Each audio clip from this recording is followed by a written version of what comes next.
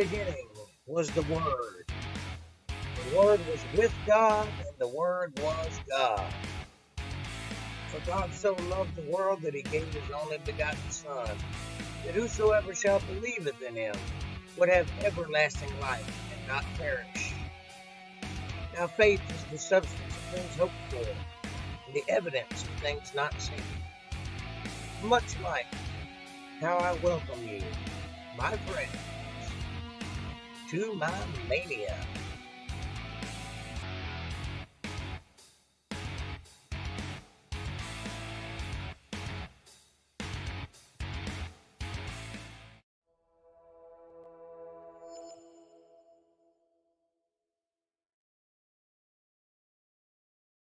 Welcome, welcome, welcome. I'm Jake Johnson, coming to you live from the internet, hiding off somewhere in the coast of North Carolina. How are you doing this fine evening? I am fantastic. Everything is just as it should be. Can't complain about nothing. What's going on your neck of the woods? Kev, what's up, buddy? Good to see you. You got April hiding behind you over there?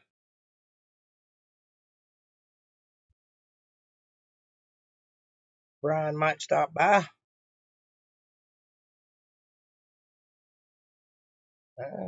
Maybe. Looks that way.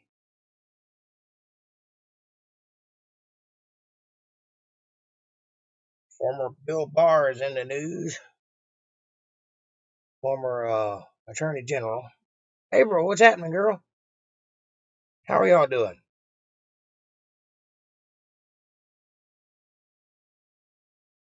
She's listening on mine and about to get on the podcast. Sweet. Me too. You guys have a good time last night? Night before last? Whenever it was we spoke last? Y'all were out partying?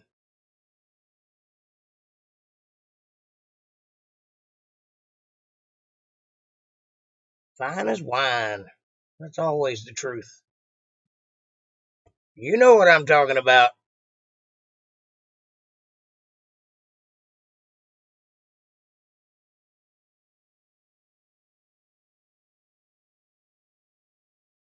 What do you mean?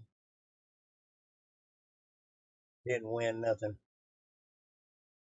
Did I miss something? Lost it. Oh, y'all went to the casino. Okay, I got you. Sorry, I forgot about that. Yeah, that's what you're talking about. Okay, well, that makes sense. Sorry you lost. You'll get them next time. I have been working on my motorcycle for weeks, seems like. Every time I fix something, I find something else wrong. I've got to trace down a loose wire somewhere deep inside the motorcycle. Yep, that's true.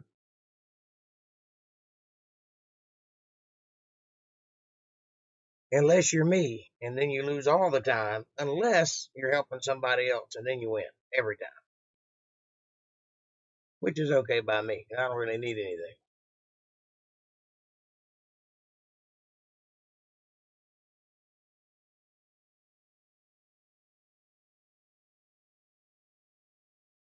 Just let people file in for a minute, and then I'll get started with the big bad atheist.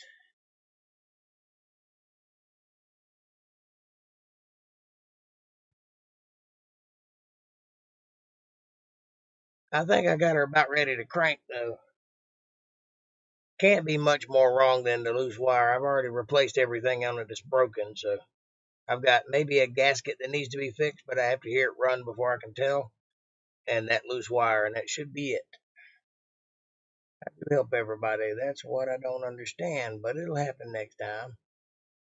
Oh, you don't understand why you lose because you plan on helping people with it? Well, God doesn't really have anything to do with that. Um, Sometimes when we have good fortune, we thank God for it. And in a way, it's God's doing because he put us here on a path, so forth and so on. But God's not sitting there causing you to win. That's just a game of chance. Chance is a percentage game. It happens. Just like, how some people would say, well, what kind of God would let a little child get hit by a car? Well, a God wouldn't let a child get hit by a car, but an irresponsible parent would. You see how that works? You either have free will or you don't have free will. You can't have it both ways.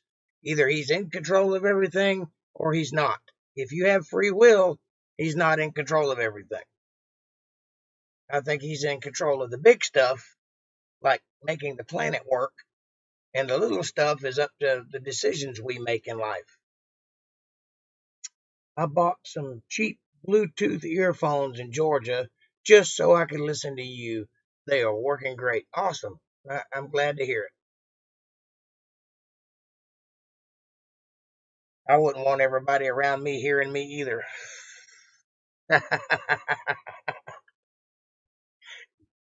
Yeah. You know what I'm talking about.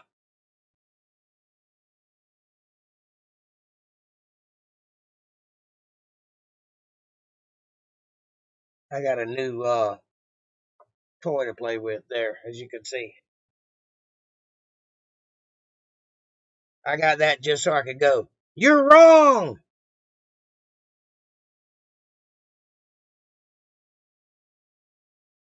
You're listening with the other one, so each one of you's only got one headphone in. That's like the modern day sharing of the straw, two straws in one cup. Sports update. Bucks beat Washington, and now it's the second round. We play the Saints next week in round 2. Go Bucks! May go see it with little Mike. That might be interesting. He loves sports.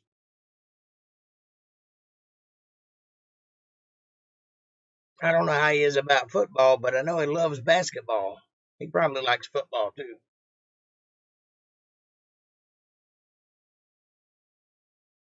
When we were kids, that's all he did was play basketball. I thought he was going to be like an NBA star or something.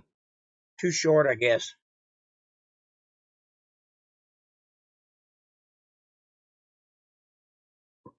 A nice hot cup of coffee.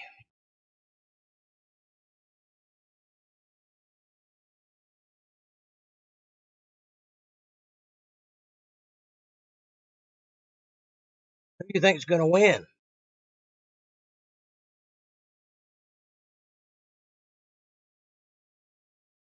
You think the Bucks have a shot? Or do you think the Saints are going to take it away?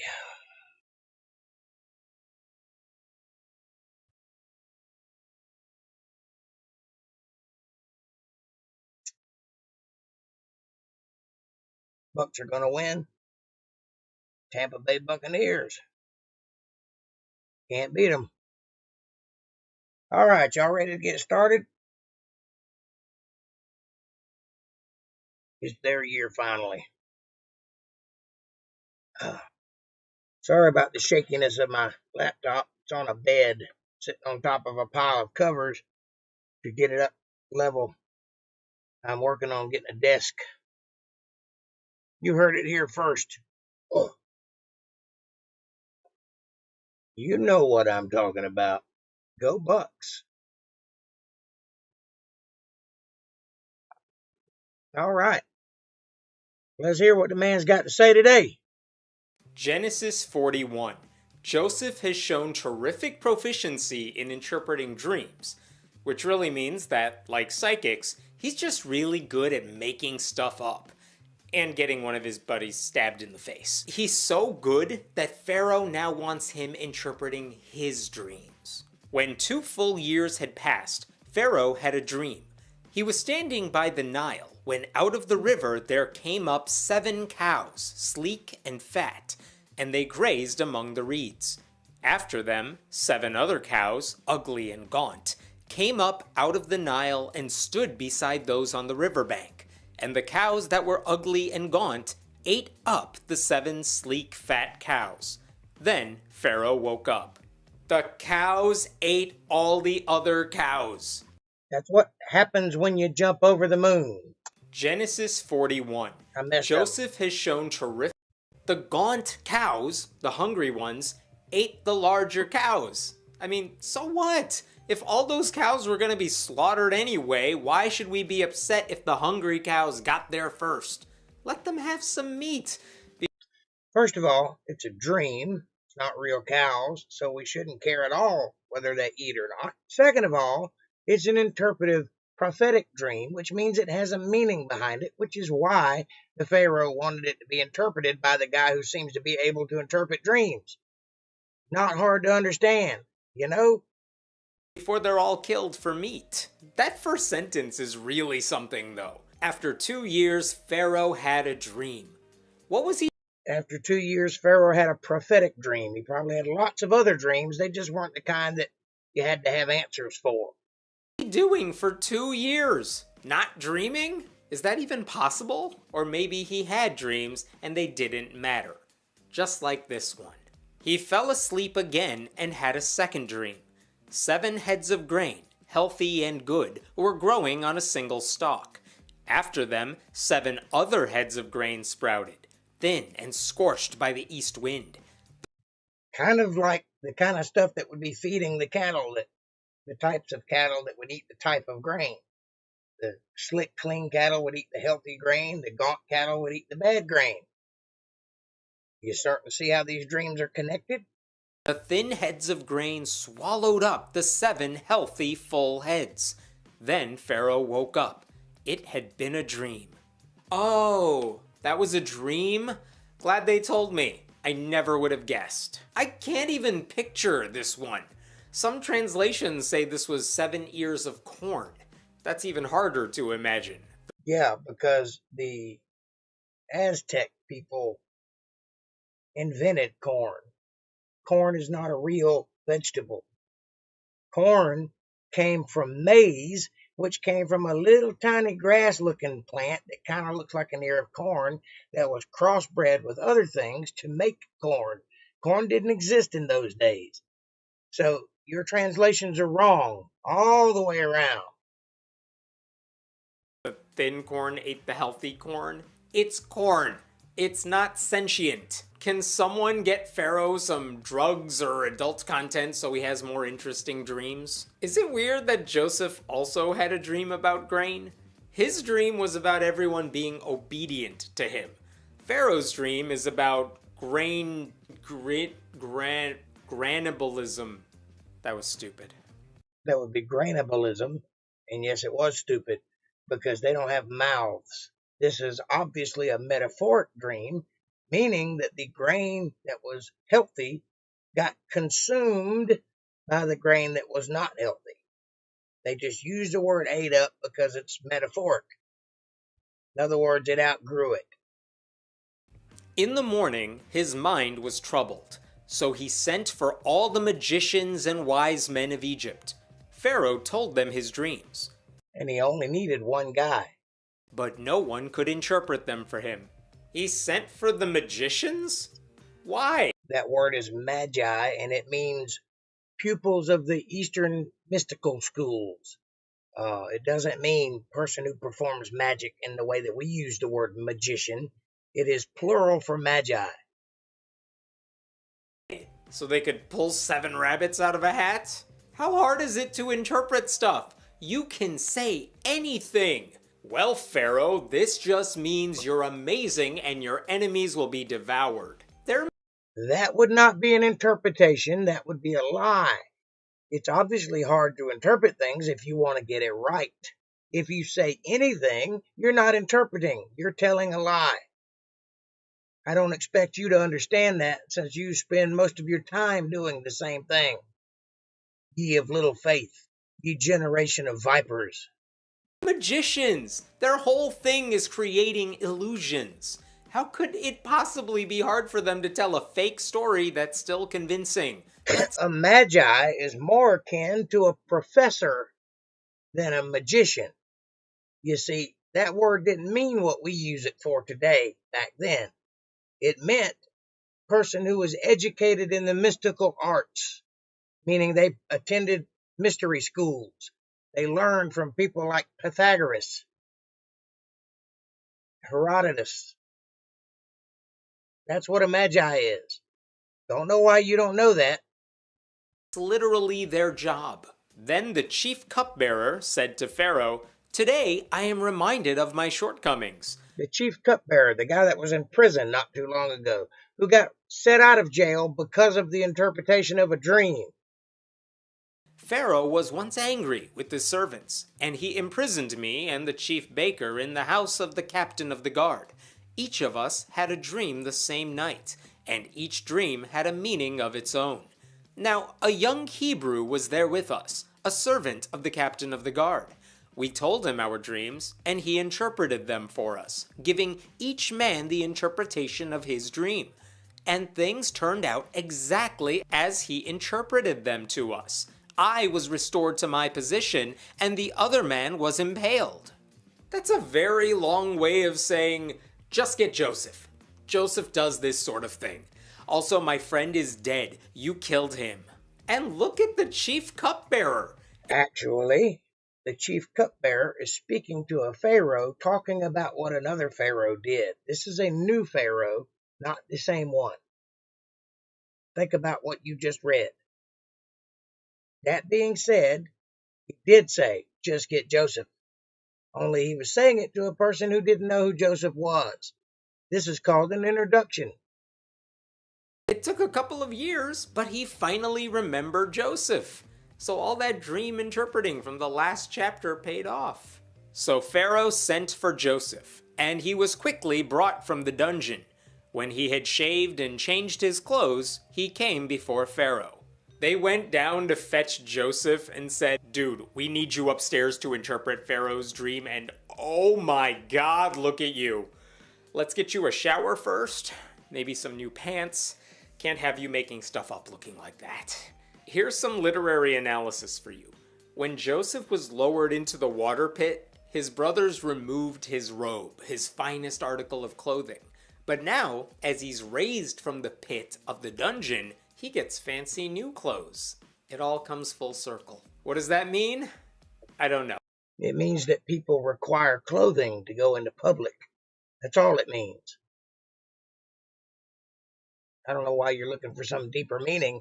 They took his cloak because they were jealous of that cloak, and they wanted to use it to illustrate his death by dipping it in blood and saying, "Look what we found."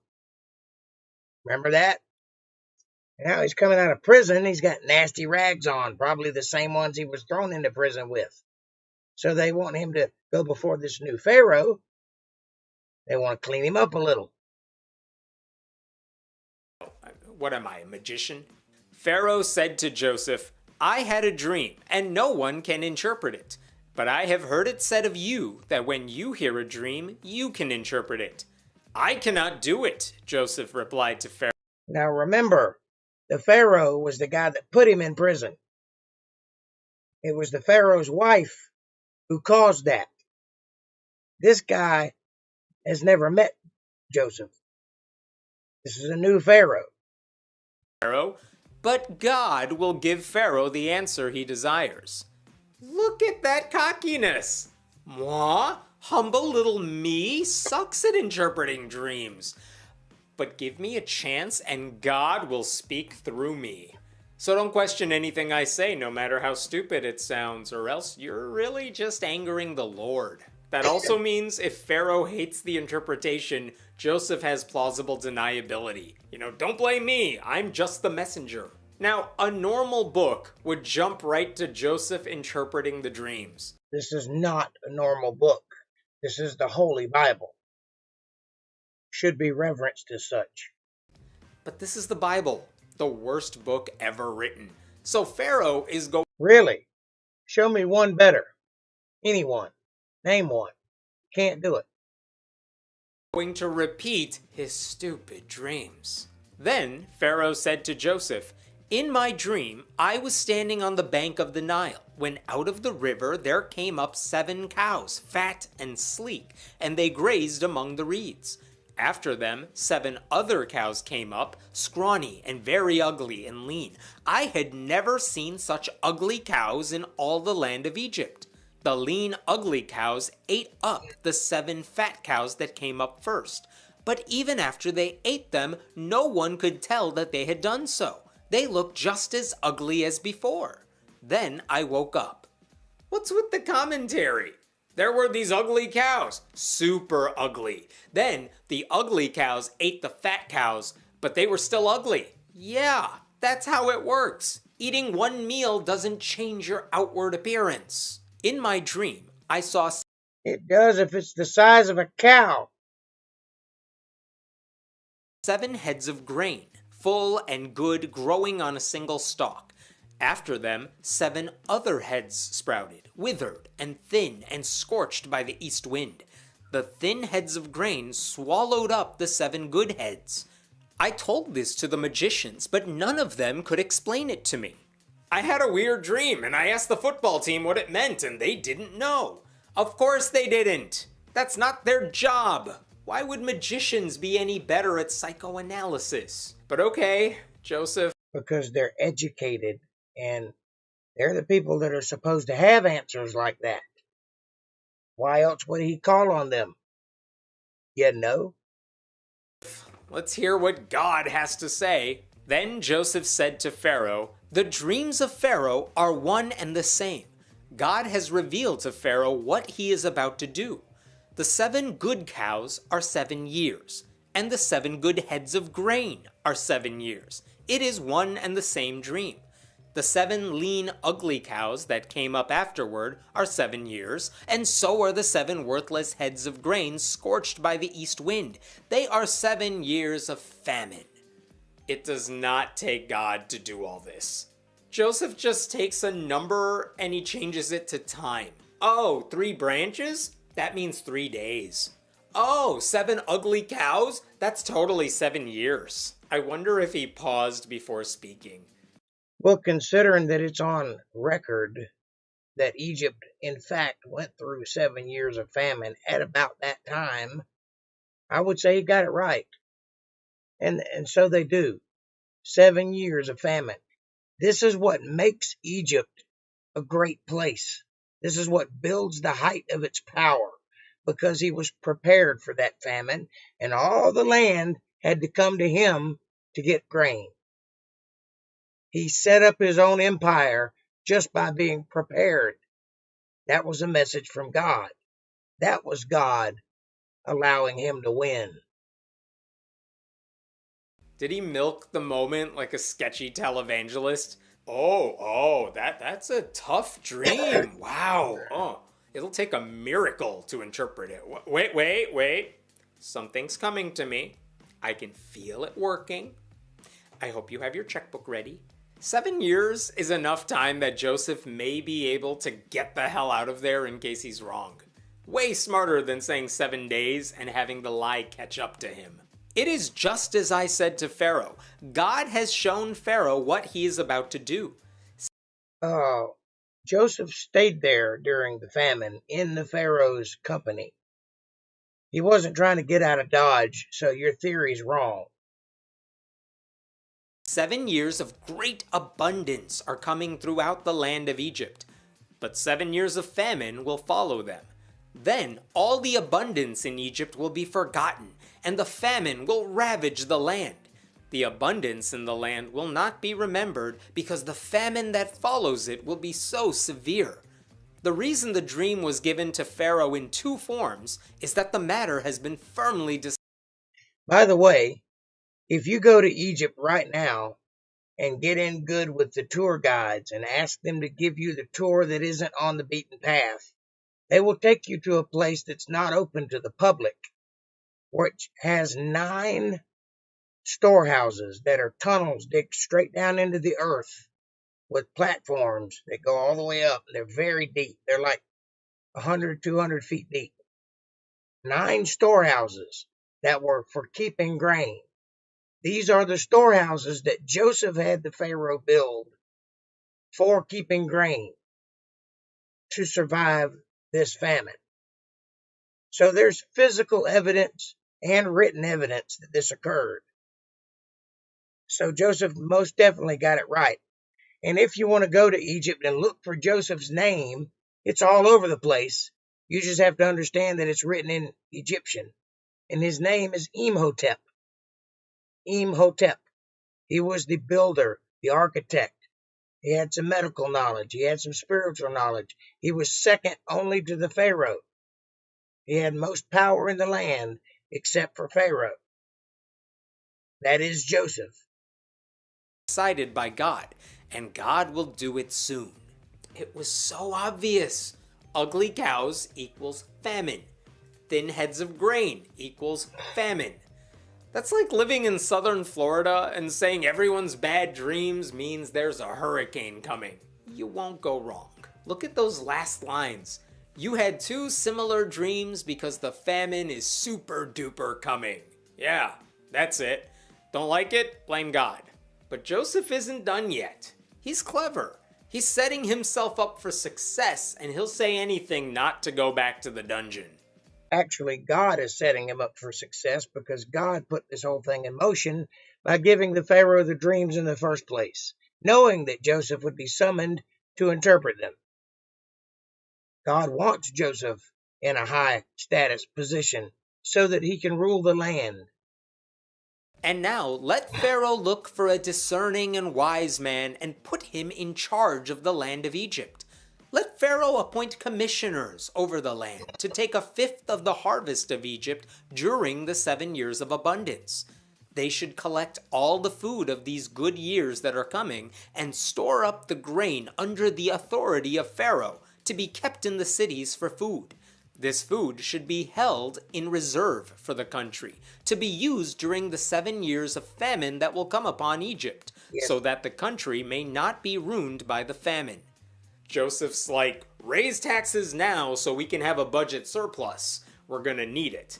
And make sure you have someone smart and wise and me and put him in charge. What he's suggesting, though, isn't rocket science. If there's a famine in the future, of course you should save up food now. You're telling me no one else could have figured that out? None of them. No one else saw the famine coming because if you read earlier, they were living in abundance. They were at the height of their game at this time. No one would have seen a famine coming.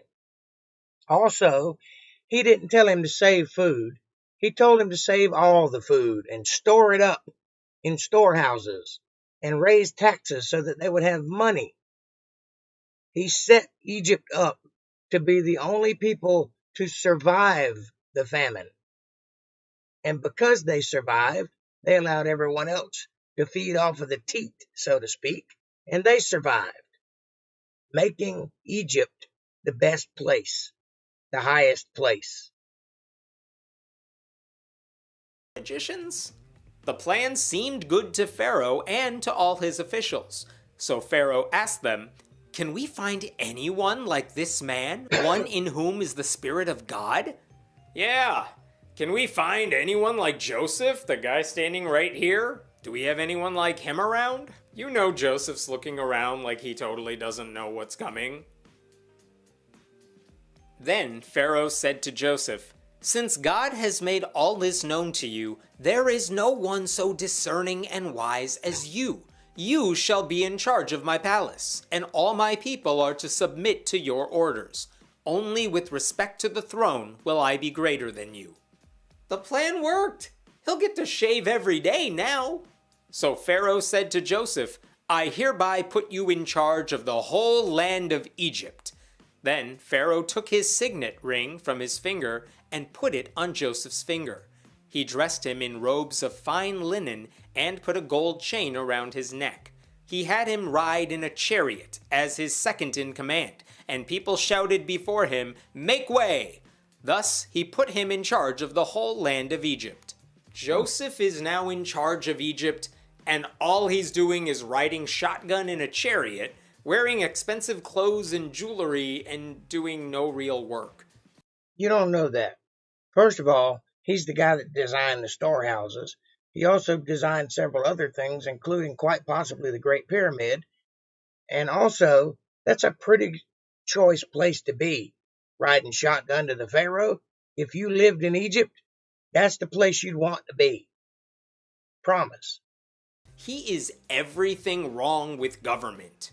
Hey, I had a dream in which two ugly cows ate two very rich and lazy cows. What does that mean, Joseph? Then Pharaoh said to Joseph, "I am Pharaoh, but without It means you're jealous of Joseph and other rich people. That's what it means. Your word, no one will lift hand or foot in all Egypt. Pharaoh gave Joseph the name Zaphenath-Paneah, and gave him Asenath, daughter of Potipharah, priest of On, to be his wife. And Joseph went throughout the land of Egypt. Wow, I was totally gonna name my next kid Zaphenath-Paneah. That would have been. What's impossible, April?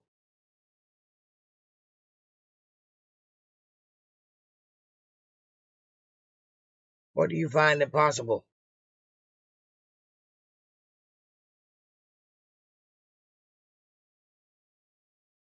Also, notice that the Pharaoh changed his name. Oh, about the cow comment? He's being sarcastic. He was saying that he dreamed that him, a poor cow, ate rich fat cows, meaning the government.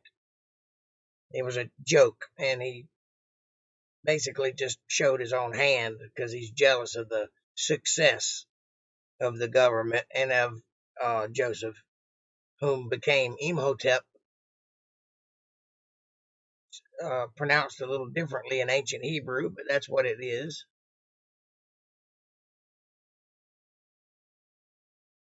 And also, Joseph's tomb is in Egypt to this day, and you can find it. And he's under a little pyramid. It's actually kind of telling. Awkward. Once again, we are introduced to a woman who has no real identity other than she's now the property of a man. Didn't they give her name just then? That was her name. So your theory doesn't hold water. We're not told of any consent. We're not told her age. We're not told if she even likes Joseph. What difference does that make? We're talking about an arranged marriage. It's about power. It's not about love. That's not what people married for in those days, especially in royal families. Royal families don't have that luxury. They marry for power and status. Doesn't matter if she likes him or not. Doesn't matter if she wants to or not. He's the guy. She's Pharaoh's daughter. 2 and 2. Now they're the couple. If ever I go to Egypt, I doubt I ever make it there. Yeah, I wouldn't want to go there right now anyway because of all the war that's going on in that region and all the uncertainty.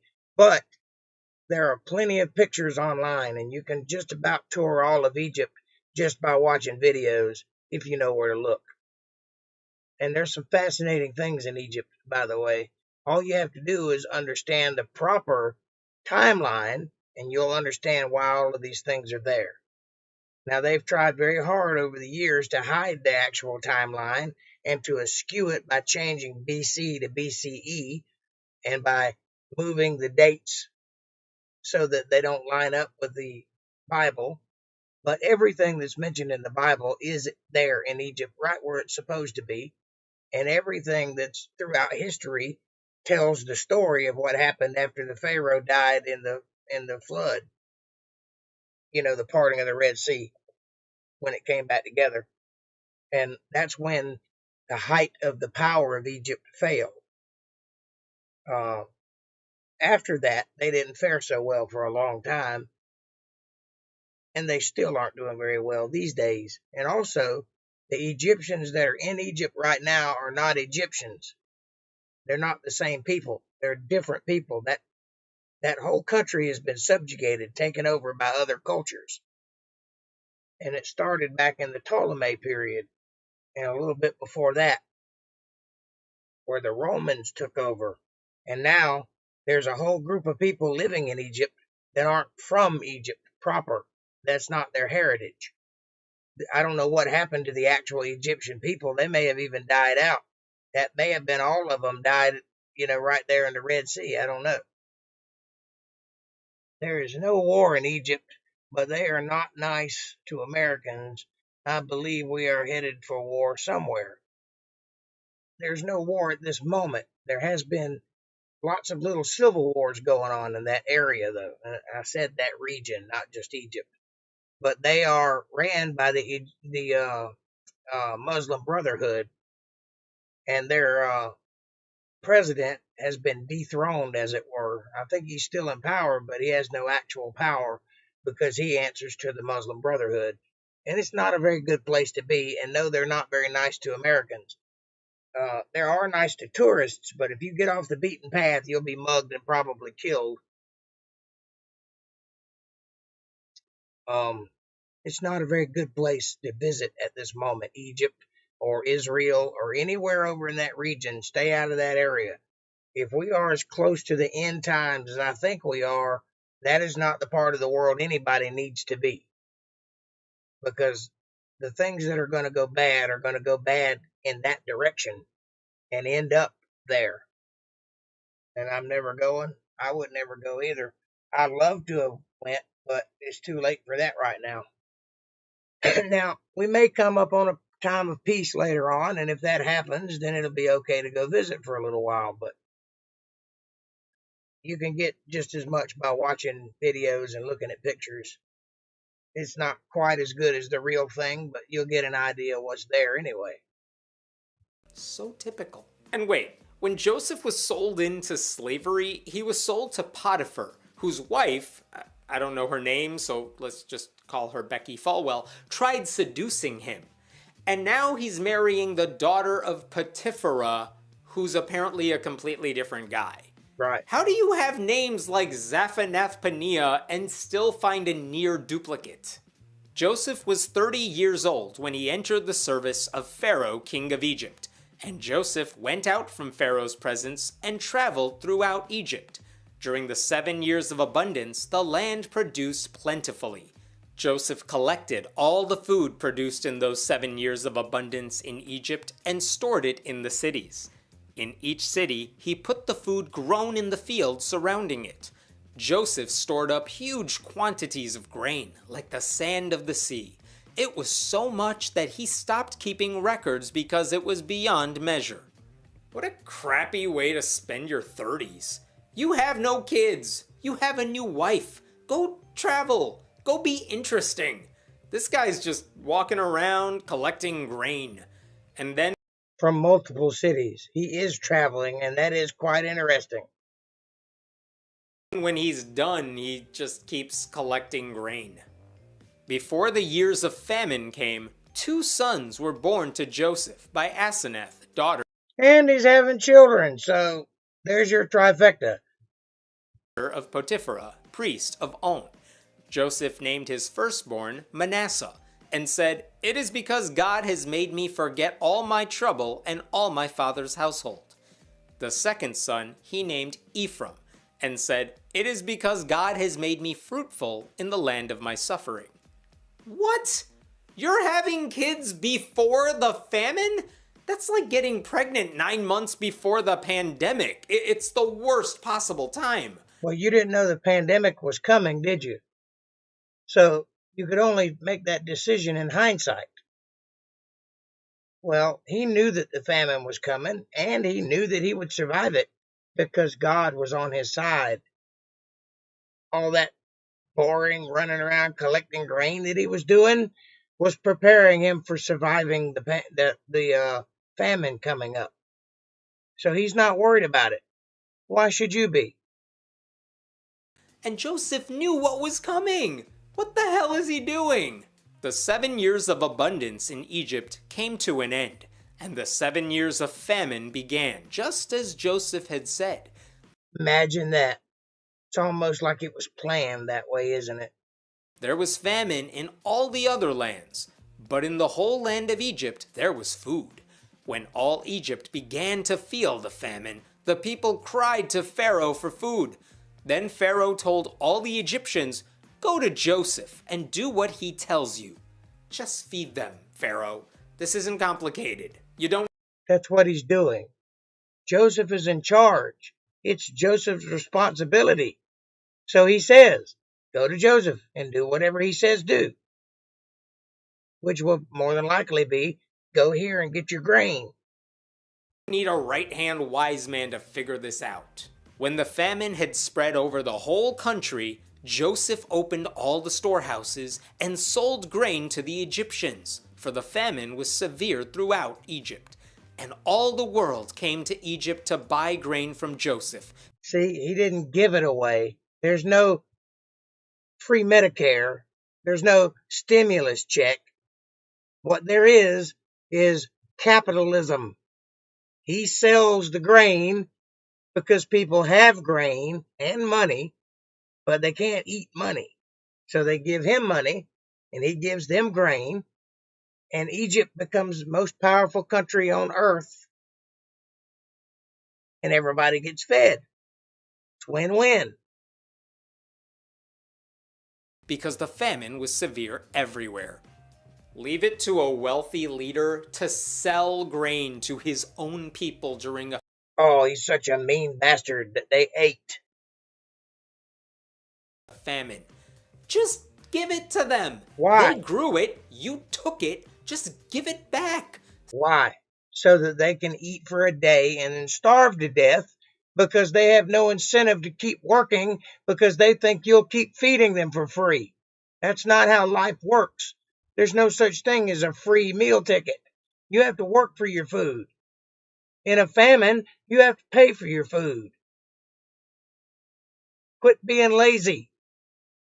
Stop trying to profit from it just so you can buy another chariot. And really, all the world came to Egypt? Yes. How? Did Probably by chariot. the Australians take a plane? What if you They took a boat, moron. couldn't make it to Egypt? Then you starved. That would mean God just killed off a whole bunch of people. No, because he made it possible for them to be fed. If they died, it's because of their actions, or stubbornness, or willingness to want something for nothing, like you. This is like a quiet genocide. And that's not even the focus of this story, because Joseph is just getting rich by selling them the grain they grew. Egypt is getting rich by selling them grain that they grew. Joseph is getting wealthy by proxy, but he's not making the money, he's just collecting it. Joseph is really the quintessential con man. He saved his own life and got rich by telling people with more power exactly what they wanted to hear. Then he collected food from people and is now selling it back to them. How you reckon he managed to come by that knowledge, being a poor man who spent his life in prison before now? He's not educated. He is a good man, but he's not an educated man. So how did he get that economical knowledge to save an entire country? God gave it to him. What's next? Is he gonna open up a sham university and start selling steak? Oh my Genesis God. 41. You are so jealous, and you can't stand the fact that Donald Trump was the president. You can't not bring it up. He's in your head. He lives in your head rent-free. You should probably look into that. I would say that you'd probably do better if you could get him out of your head and think for yourself. I don't see that happening, though. Genesis 42. When we left off, Joseph was selling off the grain he had gotten everyone in Egypt to save up because he predicted a famine. Yep. Good business if you have the resources and no conscience. God predicted the famine. He's the messenger, remember? And also, it's conscience that allowed him to save these people. They could have just starved to death. He could have not warned anybody. He could have kept all that grain for himself. He chose to sell it. That's called a conscience. But you know who needs food? The brothers who tried to kill him. Get ready for an awkward reunion. When Jacob learned that there was grain in Egypt, he said to his sons, "Why do you just keep looking at each other?" He continued, I have heard that there is grain in Egypt. Go down there and buy some for us so that we may live and not die. These 11 brothers are so dumb, their daddy has to tell them to get food because they have to be told living is better than death. Yeah, that's usually the way a liberal thinks, you understand? They just sit and wait for a handout. They don't get up and actually do anything. They don't earn a living. They just wait. Or they apply for welfare. Or they just wait until somebody sends them a check. Or they starve to death. That's not God's fault. That's your fault. You ever heard the expression, pull yourself up by your bootstraps? There's a reason why that's an expression, and there's a reason why it offends people like you. I cannot get over the mental image of 11 brothers who do nothing but sit around and look at each other. When did selling something and making a profit become evil? When a Democrat decided that they should get it for free. That's when. You demonize the people who are trying to help you, villainize them, and then cancel them, and then bitch because you don't have the thing that they were offering you in the first place. And then expect someone else to provide it. That's how it works. When you start giving away welfare, you end up like Venezuela, who started out as a fat, second most richest country in the world, and then ended up fighting in the streets over toilet paper because of liberalism. Communism always ends in starvation and genocide. Capitalism makes you the greatest nation in the world. Capitalism under God, I might add. This nation under God is the reason we were the greatest nation in the world. Now we're the most Chinese nation under the world, coming soon to a town near you. Write it down that it was said.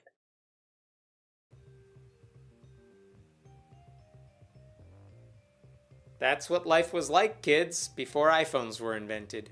In case you've forgotten, Jacob thinks his son Joseph was devoured by an animal. Yep. That was back in Genesis 37. Little does he know Joseph has taken on a side hustle as dream interpreter and guy who basically runs all of Egypt. Yeah, but be careful because I'm poisoning your mind, according to some Democrat. Then 10 of Joseph's brothers went down to buy grain from Egypt. But Jacob did not send Benjamin, Joseph's brother, with the others, because he was afraid that harm might come to him. So Israel's sons were among those who went to buy grain, for there was famine in the land of Canaan also. Really? We're now using Jacob and Israel in the same passage? Pick a name! Okay. His name is Jacob. His title is Israel. Also, the group of people that follow him around will be called Israel, and they will wander for a long time, and then they will settle in a land which will also be called Israel, because the word Israel means to wrestle with God. It is a title bestowed upon Jacob's house, stemming from Jacob. His father named him Jacob. That is his name. His father gave him the title Israel. Here, I'll help. Jacob, Israel, Jizreel. Boom. Why are we not sending Benjamin? He's the youngest child, but what harm would come to him when they're going to buy grain? Are we afraid he'll get buried in a silo? Well, considering it happened to his first son, I would say that he's probably being cautious. How little trust do you have in your kids when you can't even allow your youngest to go out with his brothers? Now Joseph was the governor of the land, the person who sold grain to all its people. So when Joseph's brothers arrived, they bowed down to him with their faces to the ground. As soon as Joseph saw his brothers, he recognized them. But he pretended to be a stranger and spoke harshly to them. "Where do you come from?" he asked.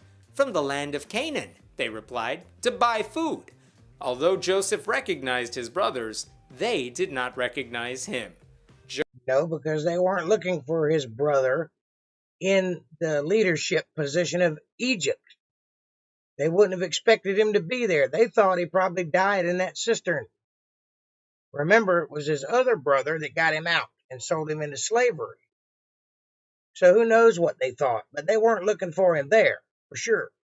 Joseph recognized all of them, but they didn't recognize him. How does that happen? Because Joseph was, number one, clean shaven, number two, dressed in very silky, very expensive clothing, number three, he was in charge, which is not a place that a low Hebrew would be. Lots of reasons why they didn't recognize him. Number four, because their faces were in the dirt as they bowed before him. They probably never even looked at him because they were scared to make eye contact with the ruler. There's lots of reasons why they didn't recognize him.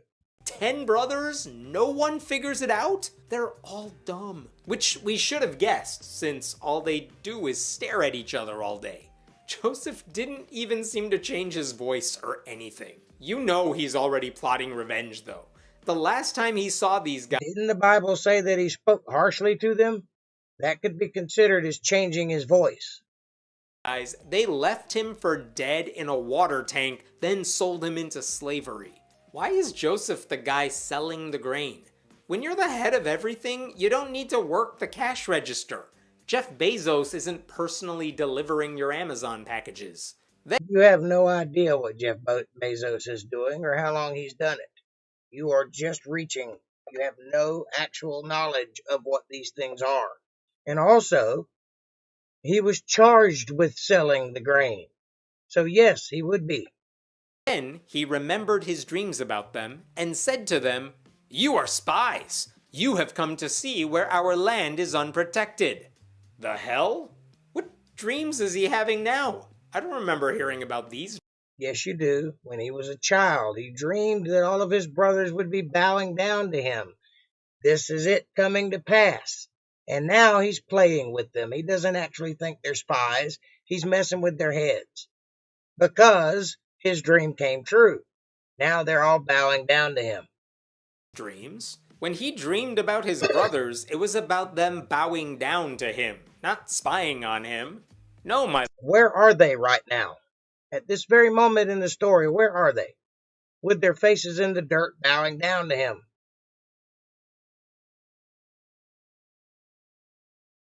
Right.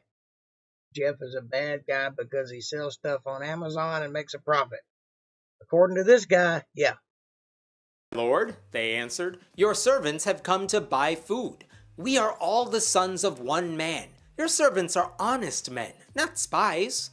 You know, usually when 10 guys talk simultaneously, it's a safe bet that they're from the same family. No, he said to them, you have come to see where our land is unprotected. Fights between siblings are always over the dumbest things. Here's the thing. The brothers know they are not spies. Joseph knows they are not spies. But we're all just gonna keep this charade going. Because whoever wrote the Bible was paid by the word, I assume. No, because this is the way these events unfolded. And because Joseph is having a little fun at his brother's expense, considering what they put him through. That's all.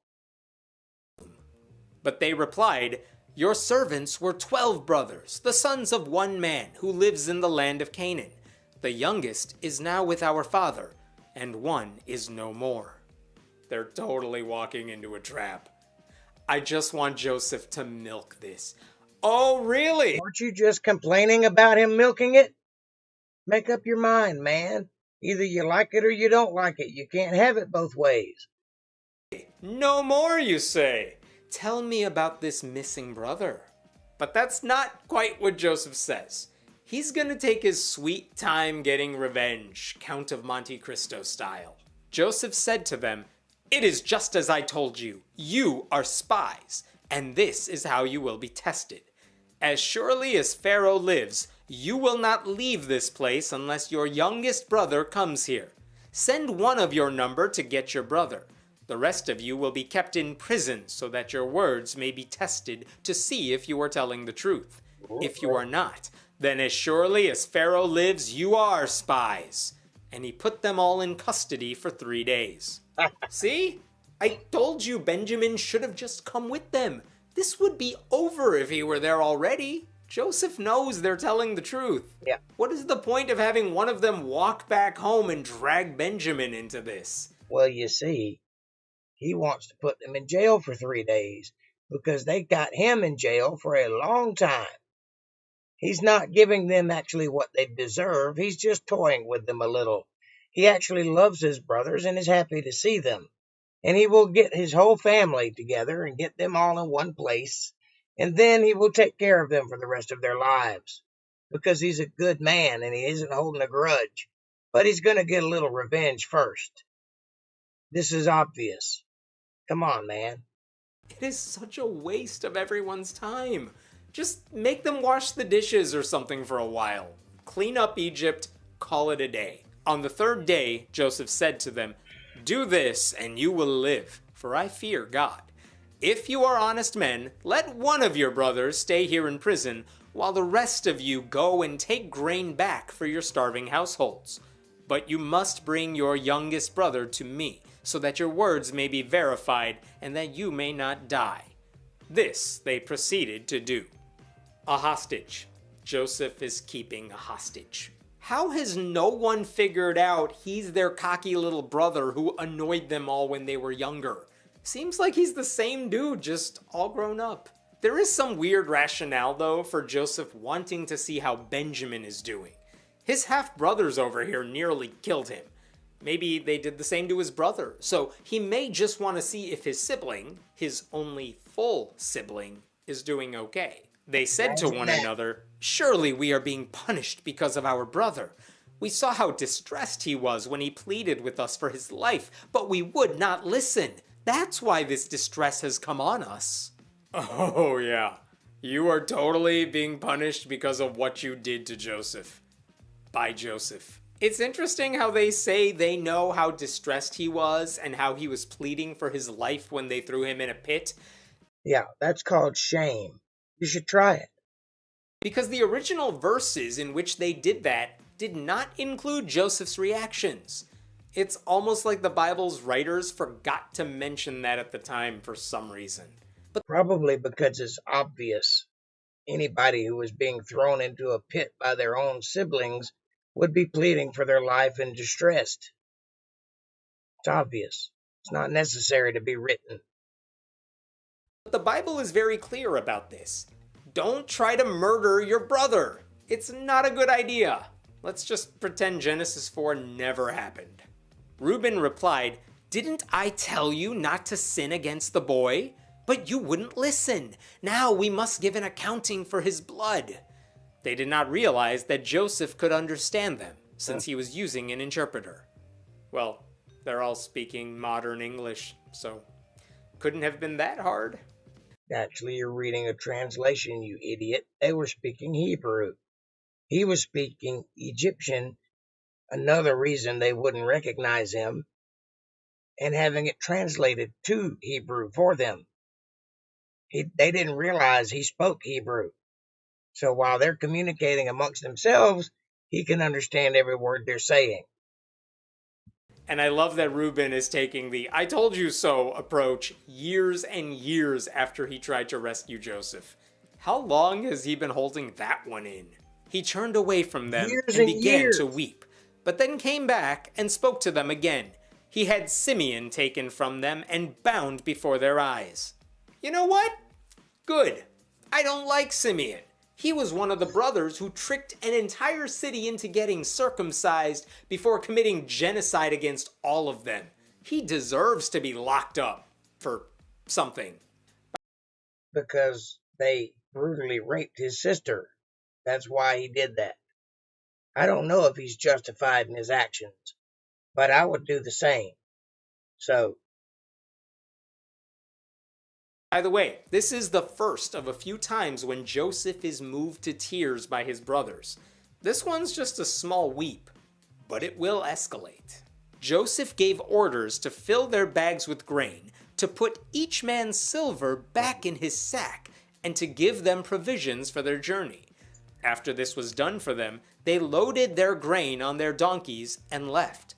At the place where they stopped for the night, one of them opened his sack to get feed for his donkey, and he saw his silver in the mouth of his sack. See, they didn't realize that they were given their grain for free. "My silver has been returned," he said to his brothers. "Here it is in my sack." Their hearts sank, and they turned to each other trembling and said, "What is this that God has done to us?" This is the worst magic trick ever, and these idiot brothers still can't figure it out. Why is this scary? You have grain and money now. Why is this scary? Well, because if they were normal people and they were perceived to have stolen from the Pharaoh, they would be hunted down by Pharaoh's army and have their heads chopped off and then paraded around in the streets so that no one else would steal from the Pharaoh. That's why they were scared. They didn't realize that that's Joseph and he's playing with them. They also didn't realize that he gave them the grain for free and is going to take care of them for the rest of their lives for free. Right now, he's just trying to get all of his family together and in one place to get them back to Egypt where he can take care of them. But yeah, the reason they were scared is because they were worried they would be perceived as thieves and have their heads chopped off. And they would also be looking to see the Pharaoh's army coming over the hill at every turn. They would be terrified. You won. It's fine. Also, I never want to hear a man say to his brothers, "Guys, look at my sack." When they came to their father Jacob in the land of Canaan, they told him all that had happened to them. They said, "The man who is lord over the land spoke harshly to us and treated us as though we were spying on the land. But we said to him, 'We are honest men. We are not spies. We were 12 brothers, sons of one father. One is no more, and the youngest is now with our father in Canaan.'" Why does their father need to be reminded about what happened to his sons? That makes about as much sense as each brother going around and introducing themselves. They don't need to be reminded. They're telling a story about what happened, and that's what happened. He's not being reminded. He's being told a story. It's Jacob. He doesn't need your life history. Just get on with it. Then the man who is lord over the land said to us, "This is how I will know whether you are honest men. Leave one of your brothers here with me, and take food for your starving households and go." What does that mean, April? Man, woman? Sissy boy? This guy's really a girl? What does that mean? I've seen you make that symbol several times. What's it mean?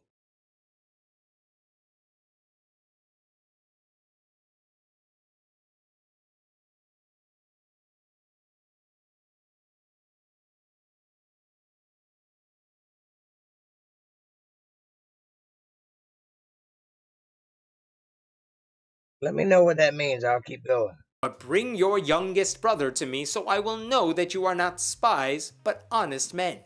Then I will give your brother back to you, and you can trade in the land." Do you think Jacob is I still don't know what it means. That's the girl symbol. And I guess that's a boy. I can't really tell. Got short hair anyway.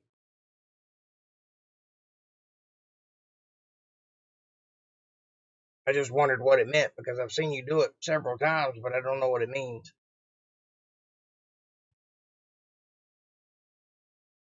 I'm guessing it's an accolade of some kind. I just don't read emoji.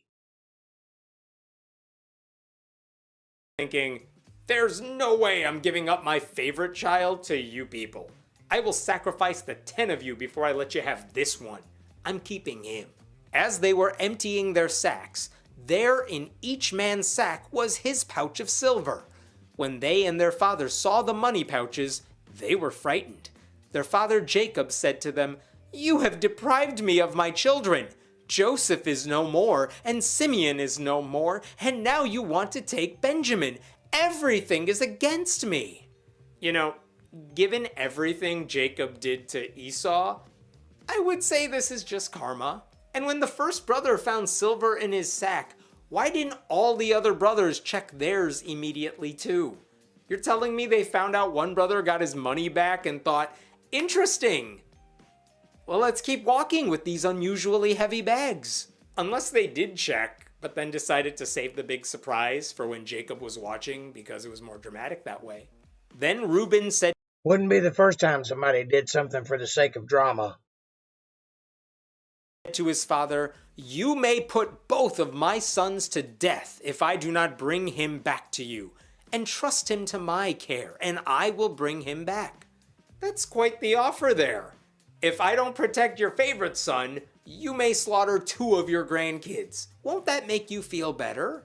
It's such a horrible thing to say after Jacob has just been lamenting losing his kids. Now Reuben is responding with, "Okay, I hear you, but do you want to lose 2 more? I kind of want to hear about what those 2 sons feel about this little deal Daddy is making. How does it feel to be sacrificed like that?" I love how Slate's David Plotz summarized this. One son is offering 2 grandsons so he can take another son back to an estranged son in order to bail out another son. This family needs therapy. Don't worry. I'm not denying that, but that's the way it happens, so... By the end of Genesis, Jacob will hate Reuben. But Jacob said, "My son will not go down there with you. His brother is dead, and he is the only one left. If harm comes to him on the journey you are taking, you will bring my gray head down to the grave in sorrow." Oh, damn. Now Simeon is screwed because he's just sitting in jail. What's up with Jacob refusing to hand over Benjamin, though? Simeon's life is on the line here. So Well, you see, he had 12 sons, but only 2 of them were birthed by the one woman he loved the most. The other sons are sons of concubines and second wives, but the woman he truly loved birthed those 2 sons, and one of them is dead. So you see, he's not about to give up the other one. That's the only reminder he has left. That's why. Jacob really is saying, let him die. I'm keeping this one. And what does it mean when Jacob says he's the only one left? He's saying, well, I just told you. And in those days, bloodline meant a lot. So he's the only one left of that bloodline. And he doesn't want to lose him. So he's overprotective, much like most people are of their youngest child, while the other one just kind of gets handed off to whoever, because the newness is wore off of being a parent. But you're young, your little baby, you protect that. It's just nature. I'm not saying it's right, but that's how people are. saying this to another one of his sons. Or should I say sons, since Grown son who knows the world. Fathers often loop their children in when they get old enough. When they learn that their daddy ain't Superman and that he's a real human being with real issues. When they become part of the family, they learn things.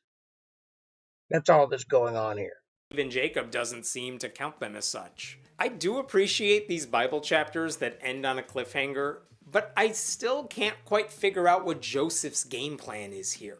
I don't think he wants to murder his family, but in a little bit he may have no choice. How will he get out of this one? His game plan is to keep his family alive. He's not trying to murder them. He's trying to keep them all alive. As you would do. You know. Genesis 43. Jacob/Israel/Jezreel is refusing to hand over his youngest son Benjamin as proof to the guy in Egypt with all the food that Jacob's other sons are not spies. Without Benjamin, brother Simeon will remain in prison, maybe even die. But nobody's going to keep him in prison. Remember, the guy that put him there is his brother, and he's messing with them. This isn't as serious as they think it is. Realizes that the guy in Egypt with all the food is their long-lost family member, Joseph. Now the famine was still severe in the land. So when they had eaten all the grain they had brought from Egypt, their father said to them, "Go back and buy us a little more food." They're still home? Simeon is in jail. He assumed his brothers would be returning with Benjamin, but no. They've just been home for who knows how long, just eating food. All of it. I mean, Well, there were, what, 10 of them? And they each had a sack of grain. So, a couple weeks. these brothers are awful, but even the dad? But Judah said to him, "The man warned us solemnly, 'You will not see my face again unless your brother is with you.' If you will send our brother along with us, we will go down and buy food for you. But if you will not send him, we will not go down, because the man said to us, 'You will not see my face again unless your brother is with you.'" Judah knows they will all be slaughtered if they return without the youngest boy. And he's trying to tell his father, "Daddy, please don't let the scary man murder us." Look at his argument, too. "Just give us Benjamin. We'll go back and we'll bring you food." Not, "We'll bring back Simeon, your son who's currently rotting in jail," but food.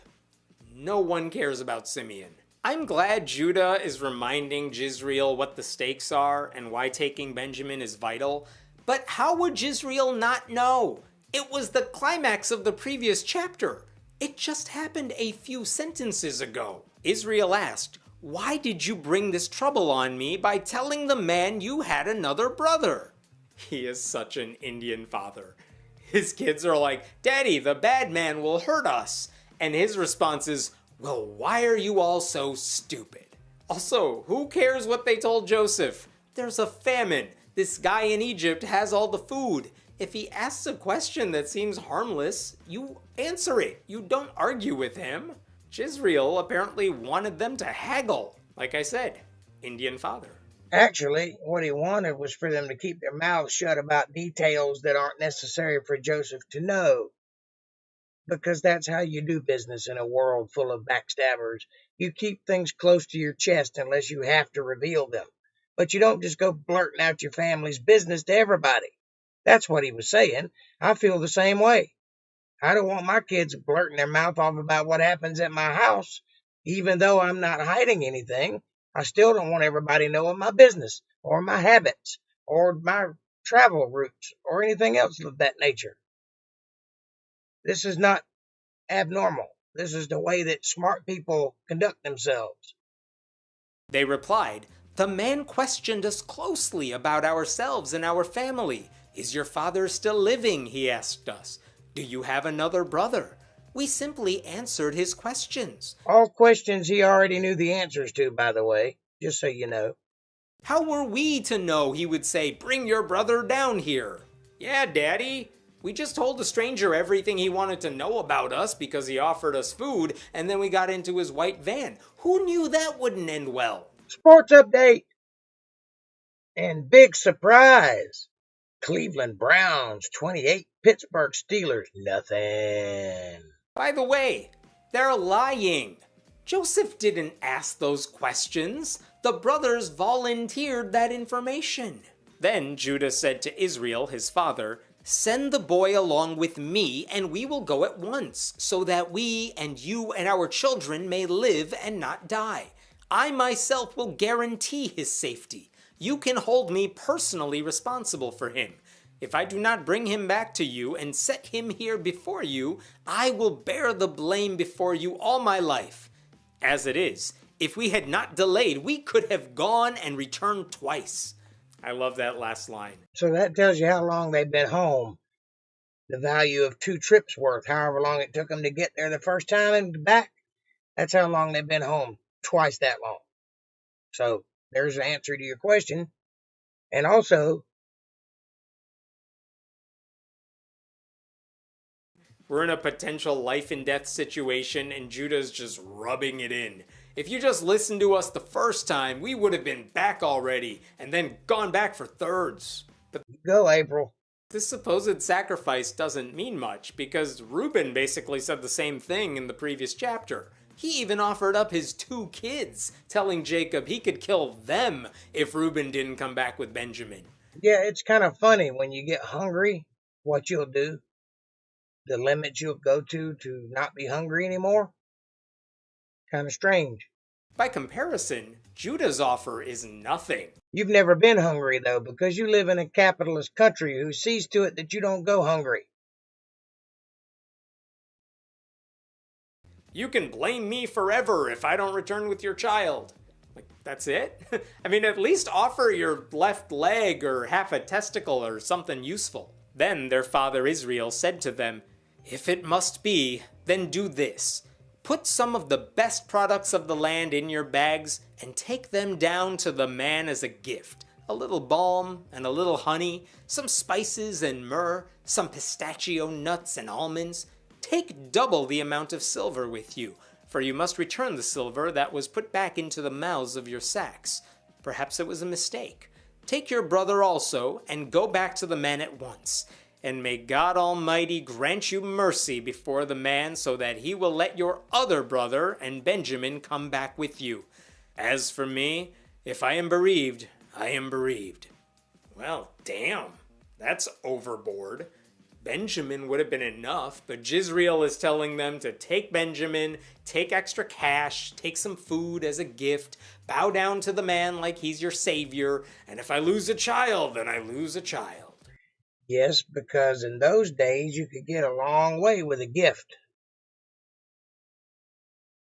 Half a testicle is useful. I had the same thought. What are you talking about? That's not useful at all.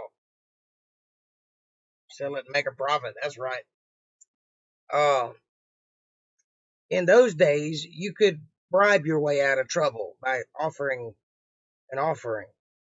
So what he's doing is trying to hedge his bets by making sure that they have enough to bribe their way out of getting murdered and possibly returning all their sons, all his sons. And what he said was, if I'm bereaved, I'm bereaved. That's not saying, oh, well, whatever happens, happens. That's saying I'm too old to fight. You've been pestering me for 2 weeks. Take the boy, and whatever happens will happen. But I may not survive losing another child. Talk about a guilt trip. Indian parents, man. Where is he getting this honey and spices and nuts from anyway? Are they hoarding food during a famine? Probably, because that's what you do during a famine to survive it. At least he finally remembered Simeon. So the men took the gifts and double the amount of silver, and Benjamin also. They hurried down to Egypt and presented themselves to Joseph. When Joseph saw Benjamin with them, he said to the steward of his house, "Take these men to my house, slaughter an animal, and prepare a meal. They are to eat with me at noon." They took gifts and money and a human child too, like an afterthought. And what's with that line, "they hurried down to Egypt"? It wasn't an afterthought. It was the entire thought. That's what they've been pestering their dad about for 2 weeks. The human child. The guy that was requested. It's not, they weren't taking a sacrifice. Joseph requested to see him. So they're doing what they were asked to do.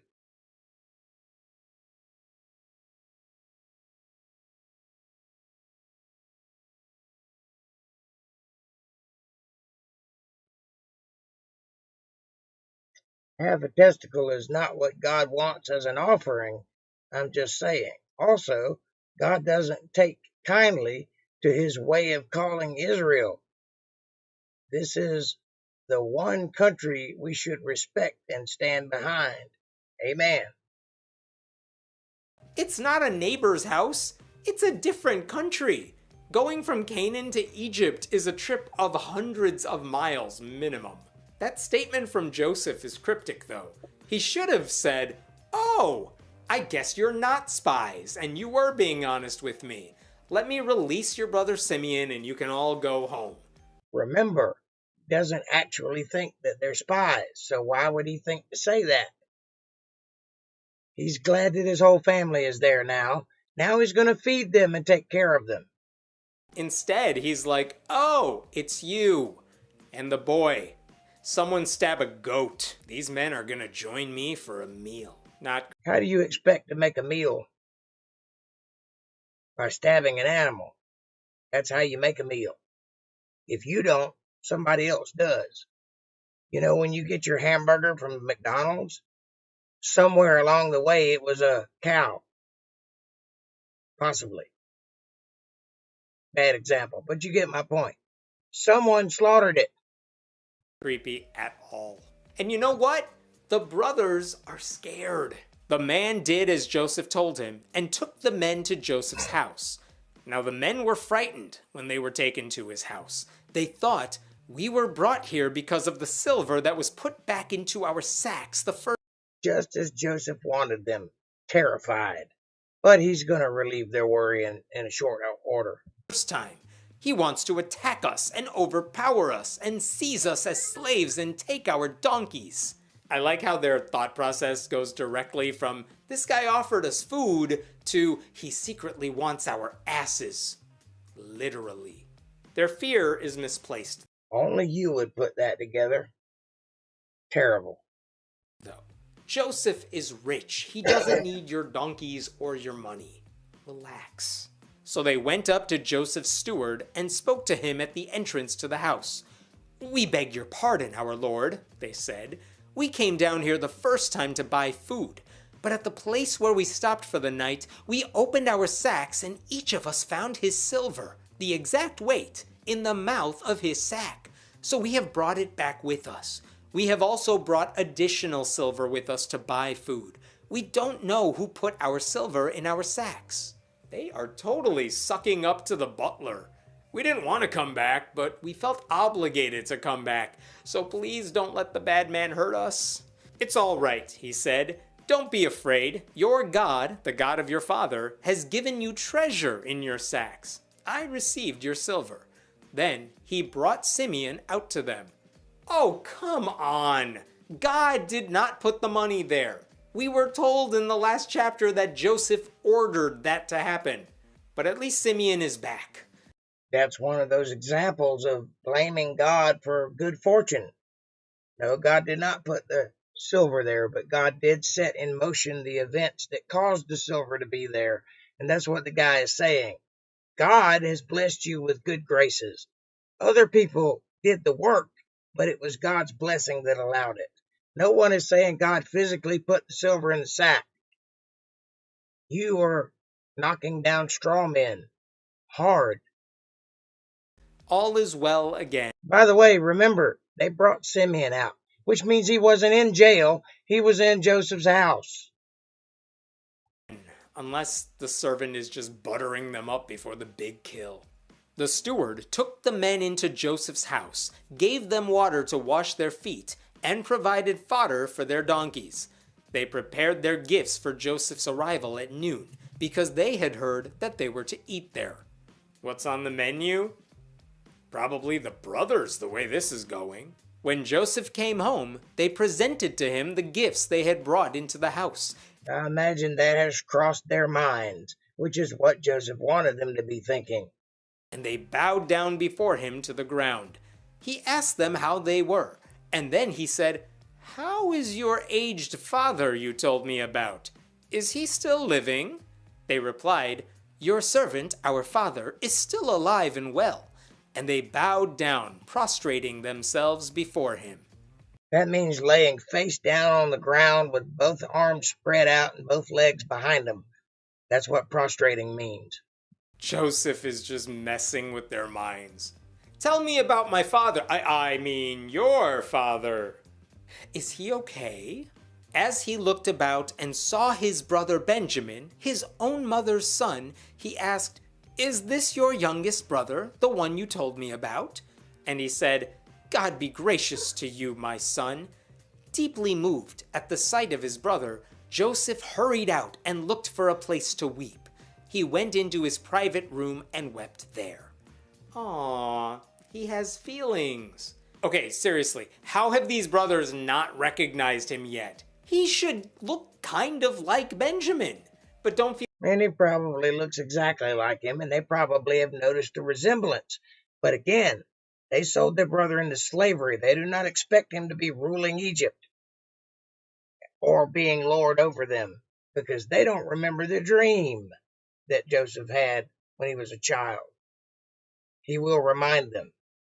Now, when he saw his young brother, he was moved to tears because he missed him terribly. I feel bad for Joseph. He's the one keeping this charade going. This homecoming could have happened a chapter ago, but Joseph has been playing this long game with them, making them go back home while one brother stays in prison, making idle threats, taking Glorious, isn't it? They deserve every bit of it. their gifts but not giving them what they want. I feel nothing for his weeping. Of course you don't, because you don't have any genuine feelings. You are completely brainwashed. You think up is down and down is up and good is evil and left is right and right is left. And wrong. Wrong you are. He had washed his face. He came out and, controlling himself, said, "Serve the food." That is so maniacal.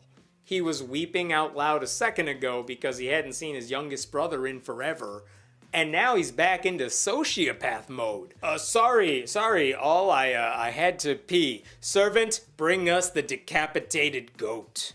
They served him by himself, the brothers by themselves, and the Egyptians who ate with him by themselves, because Egyptians could not eat with Hebrews, for that is detestable to Egyptians.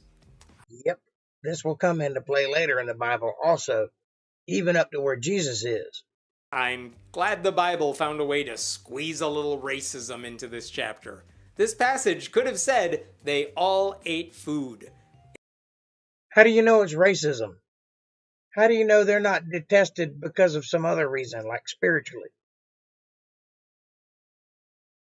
It's not because of where they're from. It's because of whose bloodline they're from. It's not racism. It's lineagism. Either way, that's the way they were, so that's why they put it in the Bible. They could have said they all ate food, but that's not what happened, is it? Instead, we get everyone ate at their own tables because, seriously, Egyptians cannot eat next to those people. Ew, no, they have Hebrew cooties. Hebrewdies. That was stupid. The men had been seated before him in the order of their ages, from the firstborn to the youngest, and they looked. So he's ageist also, huh? What other ists and phobes can you squeeze out of this verse? At each other in astonishment. When portions were served to them from Joseph's table, Benjamin's portion was 5 times as much as anyone else's. So they feasted and drank freely with him. What is that, like brotherist? Joseph is such a little jerk. He makes them sit in birth order like a crappy corporate icebreaker, then gives the youngest child the biggest meal during a famine. It's like he's just causing chaos everywhere he goes to get Yes, Jesus came from Seth. Revenge on the brothers who once left him for dead. Also, clearly, whoever wrote this was an only child. Because if you ever give the youngest kid the biggest portion of anything, he won't have it for long. That's kind of the point. Whoever wrote this knew exactly what having a big brother was like. And by the way, Joseph did that on purpose, to show them that their greatness was nothing compared to his greatness. And their haughtiness and his brother's lowliness were made equal. That's the reason he did that. Older kids will just take it from him. Don't blame me. Those are the rules. I didn't create them. Guess what? We're done. It just ends with everyone getting drunk. Yep. And I can't tell you if Joseph still wants to play a mind game or if he's finally going to drop the act and say, "I was just kidding. Come here, you guys." So maybe we'll have a happy reunion soon? Or maybe he'll slaughter everyone. I mean, it's the Bible. You can't tell. Yes, you can. You can tell very clearly because the whole point in this ruse was to give them a little payback for what they did to him. But because he is a just man and does not hold a grudge, He's going to take care of them for the rest of their lives in royalty. They no longer have to live in squalor. They will be with him in Egypt from now on. He will love his family from now on, and they will be gracious for it, and they will repent for their mistakes. It's a beautiful story and a happy ending. And with that, please take a moment to hit that subscribe button and the bell icon so you'll get notifications when I'm going to be here. And hit that like button like it owes you money. It owes me money. Share this video with somebody you love or somebody you hate. It's either a blessing or an annoyance. Either way, it works for me. Leave a comment down below. Let me know what you're thinking. Bless me, curse me, question me, challenge me. Challenge yourself. Whatever works, as long as you're thinking. And that's what I want you to be doing, is thinking. And if this ministry has helped you and you would like to keep us helping you, if you think what I'm doing is valuable, please go to paypal.me/JakeJohnsonBand. I could sure use it. It's a win-win and everybody's happy. It's a blessing for me. It's a write-off for you. However you want to play it. And with that, I will take your questions, comments, or ideas. What did you guys think of those books? By the way, when did Denny's stop selling bourbon? I don't know that they ever did sell bourbon. I don't think Denny's is an alcohol establishment. I could be wrong, but I don't think so. I spent a lot of time at Denny's, and I don't recall them ever selling alcohol.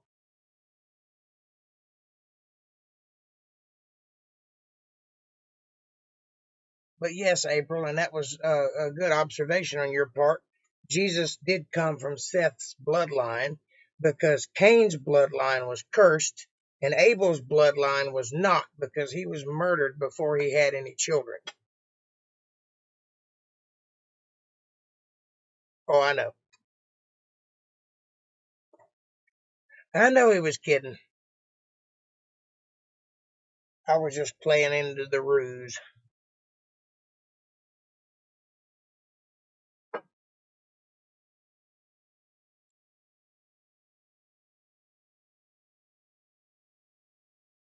And he came by way of David a little further down the line also. David was his great-great-great-grandfather.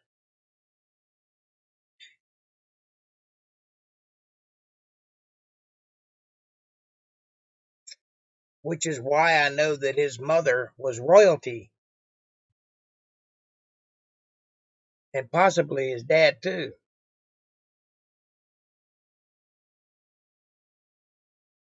Good preaching on my part. Thank you, sweetheart. I try.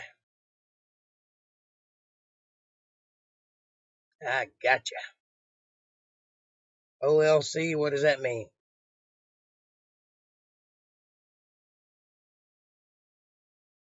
Oh, I see. I got you. I can barely read the text. I'm blind.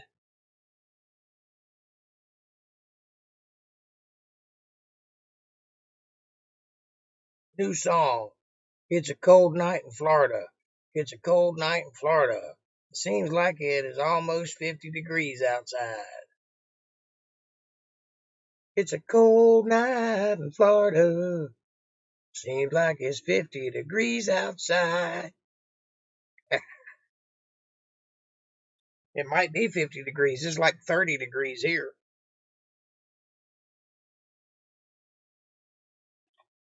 Making you have the sneezes, huh?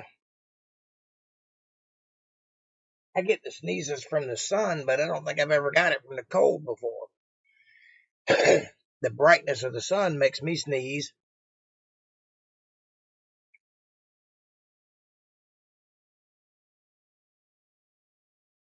It's pretty cold outside. Let me see what temperature it is.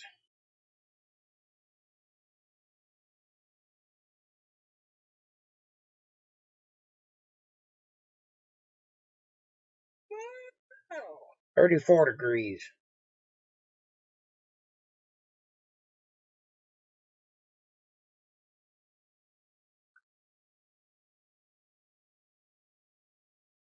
$34 degrees.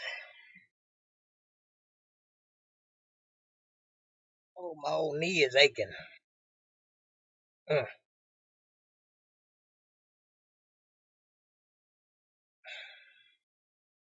How is everyone there? As far as I know, everybody's fine.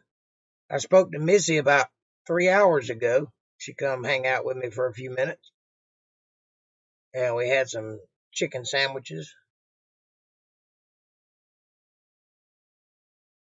And Kimmy has just moved into her first apartment with her boyfriend, so that's pretty cool.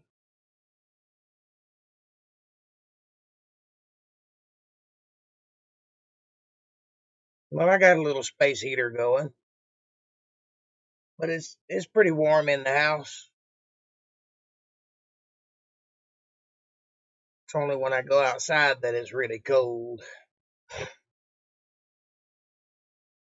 Yeah, it is pretty awesome. This is her first time being out on her own, so it's about time.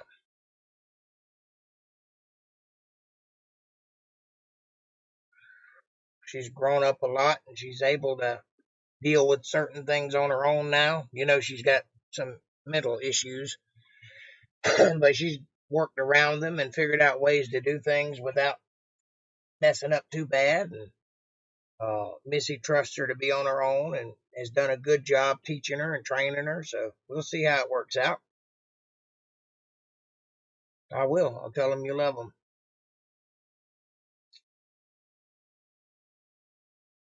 And I love you too. And not just 'cause you feed me.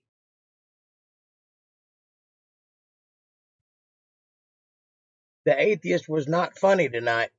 I found a lot of his comments to be very irreverent. Yeah, he does that a lot. He's very irreverent. He's the kind of guy that if I were with him, I would want to slap him around a little. But you know how it is.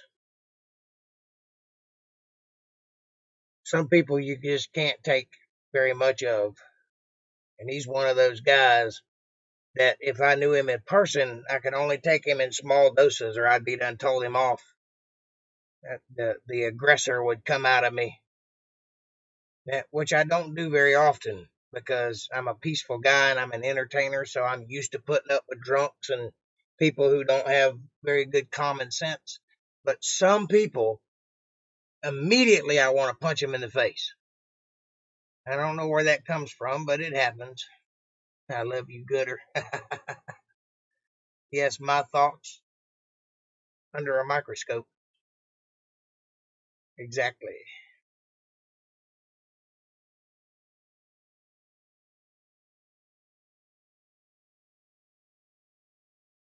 Yep, I would have to dominate that guy if I met him in person.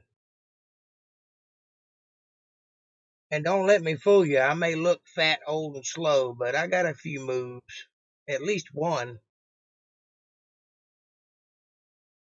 If that don't do it, though, I might have to run, because one's about all I got. It is the redhead in us.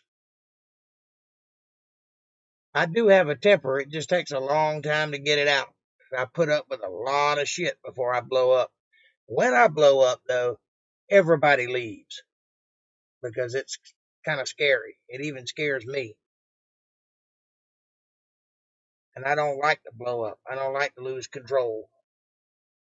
But I got that Larry Johnson in me, and it comes out occasionally. April will tell you she's seen it once. I get mad as hell.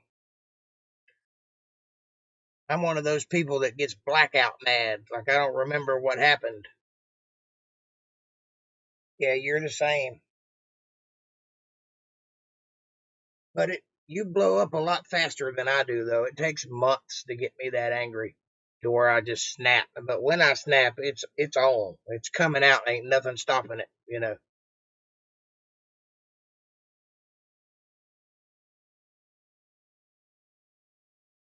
Yeah. I kind of wish that I could blow up easier because it would be a lot less pressure. You know what I mean? But when I blow up, when I finally reach that point, I have been putting up with whatever it is for so long that it's like a dynamite exploding. It just goes all over the place. I cloud up rain all over the place. She never gets mad at me. I'm almost perfect. Well, you better stay that way, because if she ever does get mad at you, buddy, you're going to have a different idea about her when she's done. She came at me with a knife one time. She was about 9 months pregnant. That'll tell you anything. And it was a big knife, too. It's the ram in me. That's a good description. Yeah, don't ever piss her off. I'm telling you. That's my blood, and I'm telling you.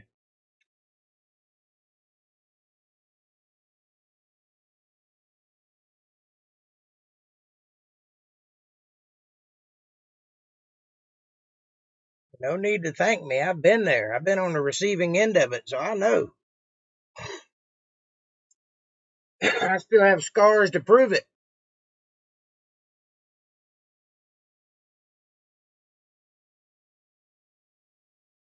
She ever told you about that, Kevin, when she put a hot curling iron on my bare leg one time when I was about 9 or 10 years old? She walked over. I was sitting on the edge of the bed, and her and some other girl was there. I don't remember who. It might have been my sister. It might have been her sister. They were there and talking amongst themselves, and I was the typical boy wanting to be part of the conversation, and she just walked over with a hot iron and just put it on my leg and said, "Does that hurt?" Yow! Yeah, it hurt. I still got a scar from it. You put a mop on his face? Don't be sorry, honey. That was a long time ago. It don't bother me none. Every now and then I look down and see it, though, and it reminds me, no, I didn't deserve it. I didn't even know what she was mad about. Or if she was mad. I think she just wanted to see me jump. But kids do things like that sometimes.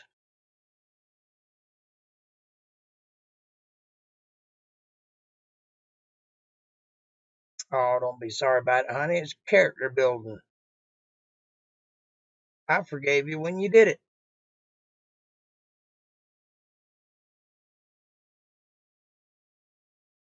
That's one of the reasons I'm as tough as I am, putting up with shit like that all my life.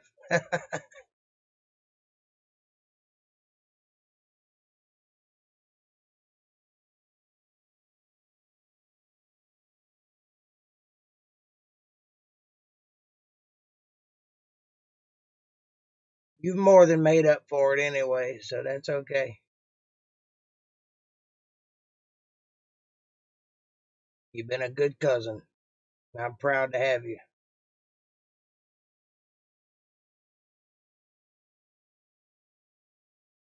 Unlike some of my other cousins who talk really badly about me for no apparent reason.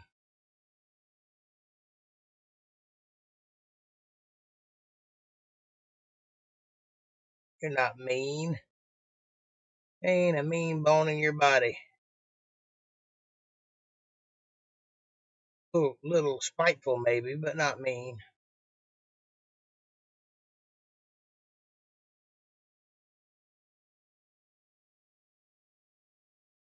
Appreciated.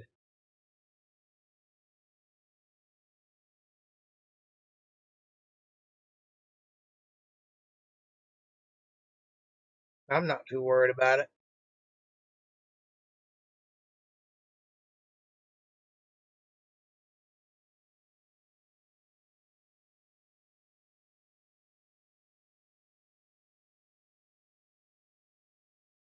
I don't like being talked bad about, but I assume that anybody that actually knows me knows better, so I'm not worried about it.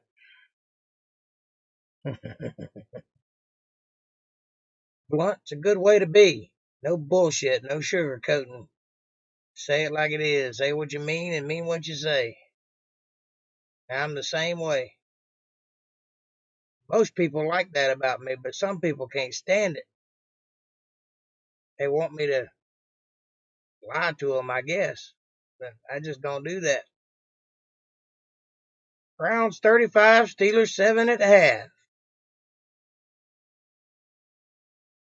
Ba-da-da-da-da-da-da. It's the sports update. Put some cocks in your ear.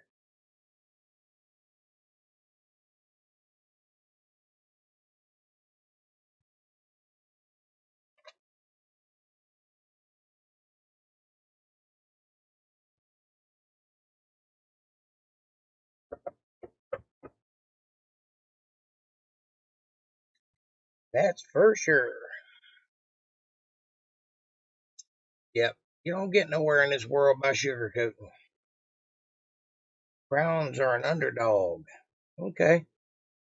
So maybe they'll come up and win and be the overdog. I enjoyed it too, honey. Thank you guys for hanging out and being part of the festivities. And I enjoy bringing it to you. And I'm really enjoying Monday nights. Thank you. I could use it. But always send love my way. I'll send it back.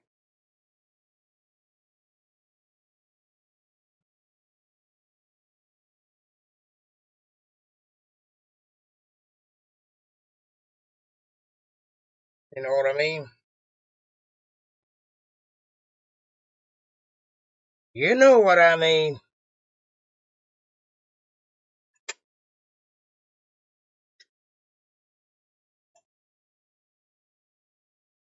Hey, God bless. Stay warm tonight. Oh, I'm always warm. I got plenty of blankets and I got my nice little heater over here. And my house is well insulated. I'm not in any danger of being cold. But thank you. And I kind of scared to watch the news tonight. As much garbage has been going on in the world. I have no idea what's going to be out there happening. It ain't looking good though, I can tell you that.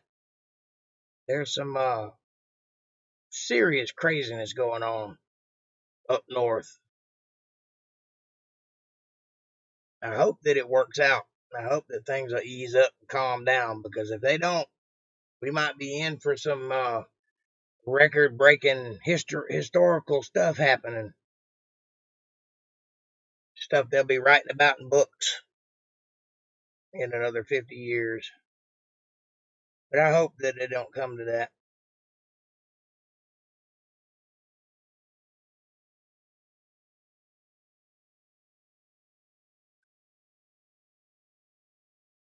Just put it in God's hands. That's right. That's all you can do. The Bible says that things are going to get bad before they get better. So, it's expected. Not like we don't know it's coming. Just here, this is my advice. Get some extra food, some non-perishable stuff that you can keep about 2 weeks worth. Get a couple cans of gasoline. Fill your cars up. Stay on top of things. Make sure you're prepared, because the bottom could fall out of this thing at any moment, and you need to be prepared to last a couple weeks without help. It is coming down to something, and when it happens, more than likely martial law will be instated, and if that's the case, you won't be able to go anywhere or get any cash or anything like that. So make sure that you're prepared and you're covered, and that you got some storeway stuff.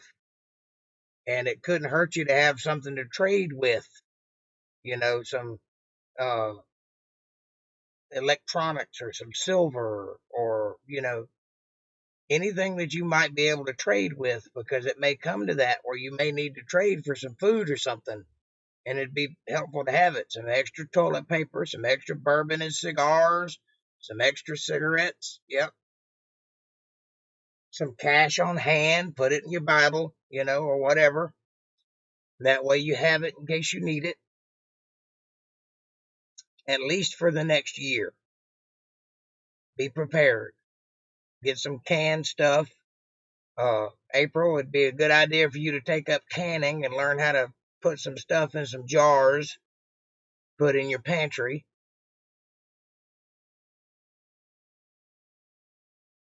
Some beans and such, some rice. Get you some rice, things you can eat and survive off of. It don't have to be something you like. A good thing to buy would be some MREs from the military surplus store. Get you a box full of those. Things you can just munch on, you know. Some extra jizz for the atheists. Yep. I kind of wonder if he goes that way sometimes. Apparently he's married and has kids, but he sure acts a little effeminate, doesn't he? A little light in the loafers.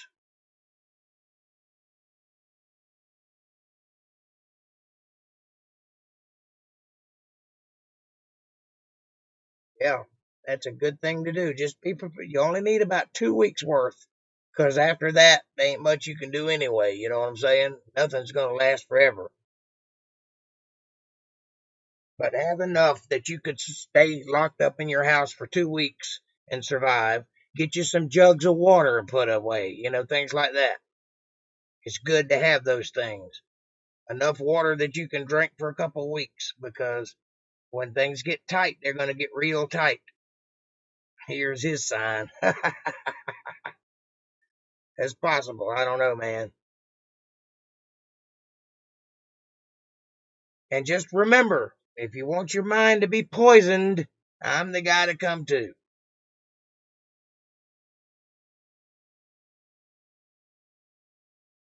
Mr. Neckbeard.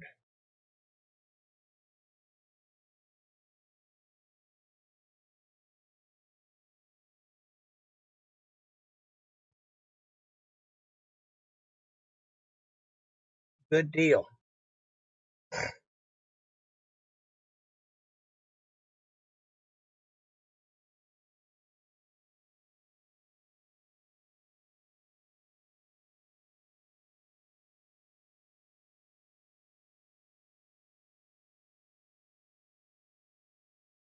long as my family's taken care of, that's all that matters.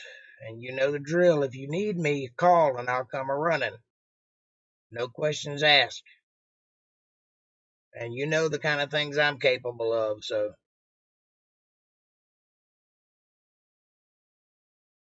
least I think you do. I assume you know.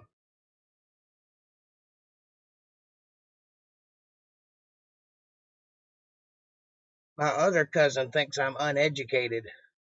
He has no idea, does it? Sorry. Uneducated. I sent a list of my education. I left a lot of off of it, but I sent the important stuff. Didn't like that. Didn't respond. I asked what her education looked like. Didn't get a response.